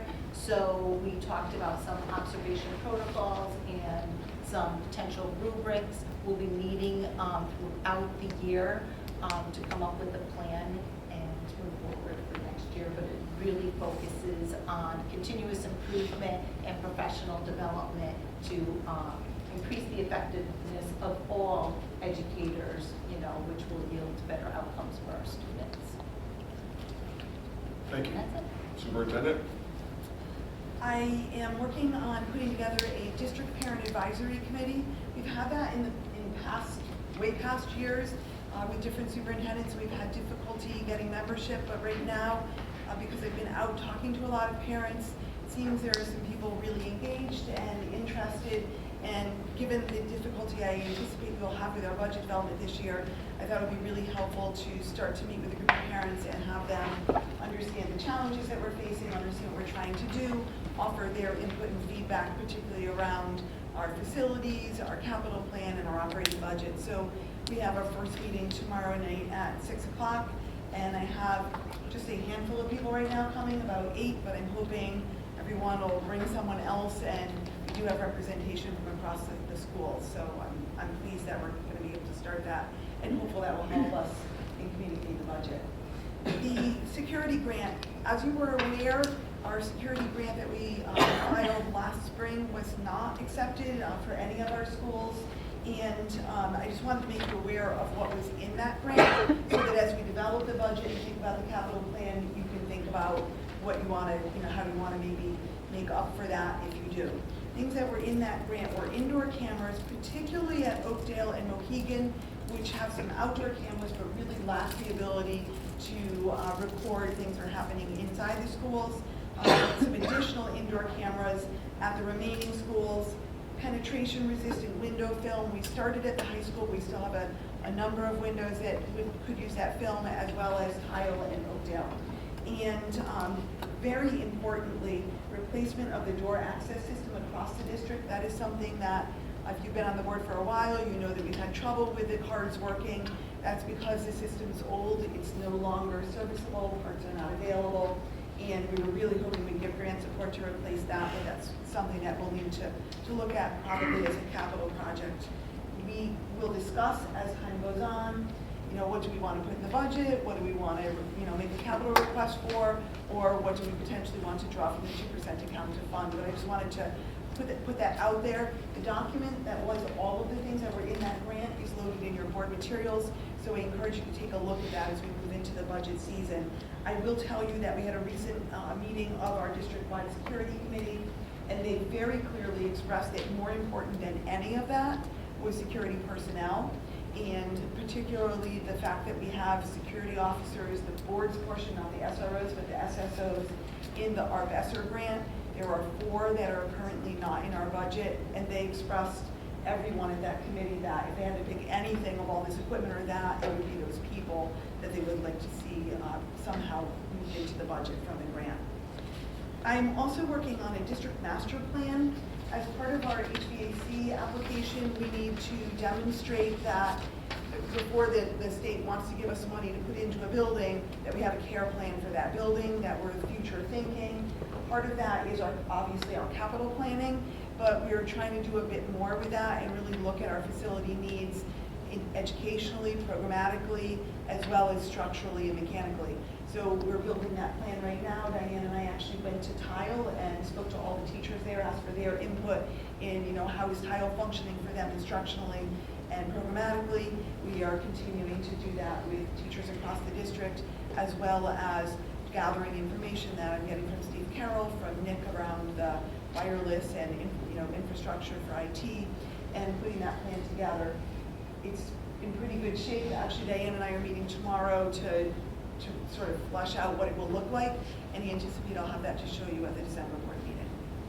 And lastly, on your table, but extremely important, I put a document that is the explanatory text for the bond referendum that is December 12th. I had drafted a text and submitted it to the town's attorney to make sure that it could function as an explanatory text for the bond, and we reworked it a little, and that is what's before you there. I ask that you take a look at it, that you talk about it to everyone you can talk about it to, make them aware of what is coming in that referendum, what we're asking for in the bond. And the really hard part of it, I think, is making them understand that what the town will really expend, if this is approved, is someplace between $4.4 million and $15.5 million. Unlikely to be the whole $15.5 million, because I would anticipate some of our grant applications will be approved. We will need to put in, we're going to put Tile 1 in, that's for the prior bond. We'll be putting in 5 more grant applications, they're building by building. And I think helping the voters understand really what we're asking here, because it's a bit complicated. It's someplace, we will bond someplace between 4.5 and 15.5 million.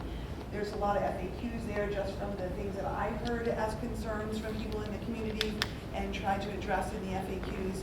But if you hear of questions that people have, please have them give me a call. I'm happy to explain it more. We want people to understand what they're voting on, and it's not a simple question, I don't think. So after you read this, if you have questions for me before you want to talk about it to people, also please feel free to call. Wills and I have gone to parent meetings at each of our schools, and at this point, the last one was at Murphy the other night.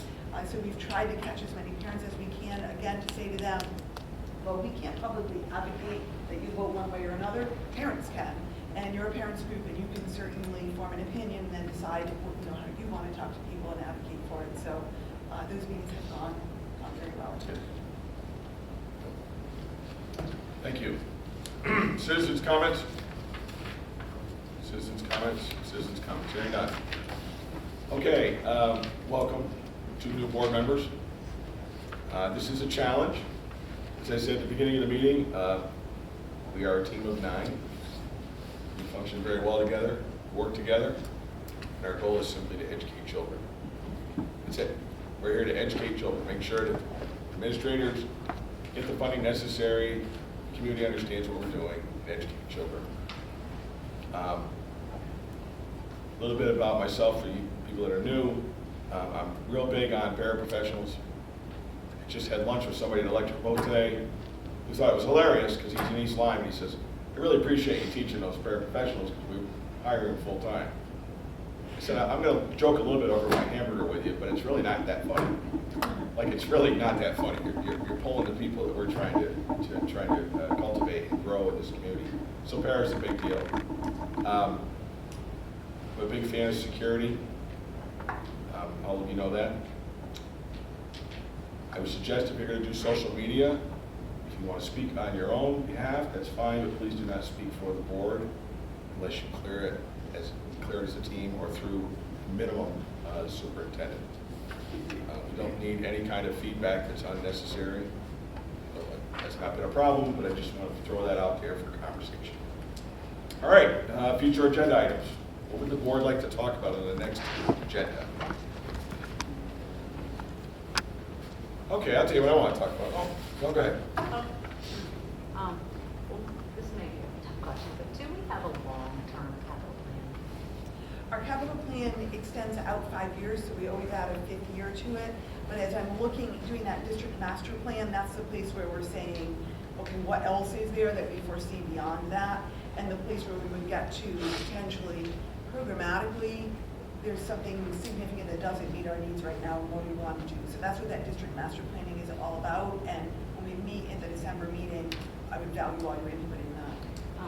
Because I was approached by a couple of councils that they would appreciate one from us, and I kind of thought we did give them one. A 5-year. Every year we give them 5 years out.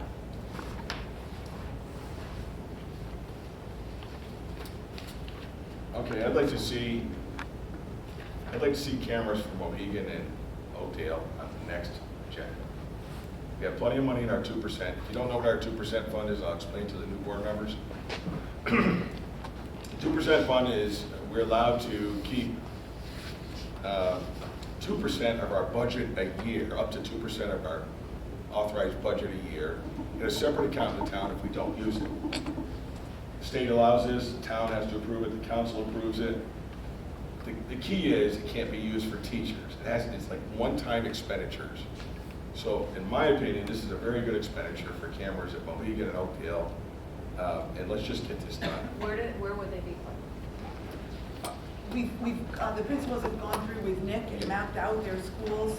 And I can tell you, and we can put this discussion on the next agenda, but for Oakdale, and this was prices when we priced last year, the indoor cameras was $21,621, and for Mohegan it was $17,340. So they're spaced, strategically around the whole school. So right now we're floating around $700,000-800,000 in the 2%. However, we're going to have to pull again this year to offset our budget, to balance our budget. Excuse me, for this year. I think it's around 200, Lori. Roughly. This patent, yeah, that's right. No brainer for me at 40 grand, but I think we should be on the next agenda. All right, anybody else like anything on the agenda? All right, we have a motion to go into executive session and invite the superintendent and assistant superintendent in. So moved. Second. Okay, any discussion?